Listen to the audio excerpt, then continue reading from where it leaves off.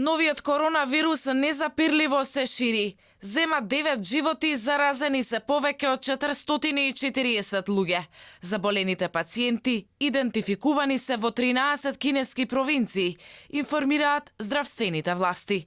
Новиот коронавирус кој предизвикува пневмонија се пренесува од човек на човек. Има можност за прилагодување и мутирање, што го отежнува одржувањето на епидемијата под контрола, предупредија надлежните.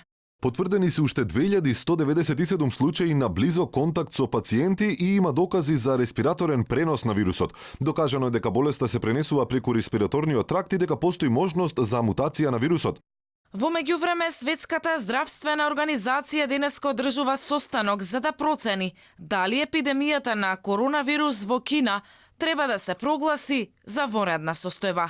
Вирусот за прв пат беше откриен во кинескиот град Вухан, но се расшири во други кинески градови. Но случаите на зараза се идентификувани и надвор од Кина. Во Тајван, Филипини, Тајланд, Јапонија и Јужна Кореја, а вчера беше потврден и првиот случај во САД. Здравствените власти низ целиот свет почнаа скрининг за болеста на аеродромите, железничките станици и автопатите, додека пак Северна Кореја привремено им забрани иностранските туристи да влезат во земјата.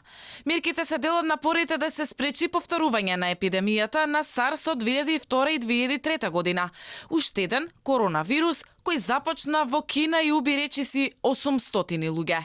Научниците предупредуваат дека новиот вирус можеби не е смртоносен како SARS, но за него моментално се знае многу малку. Не е познато неговото потекло, ниту колку лесно се шири меѓу луѓето.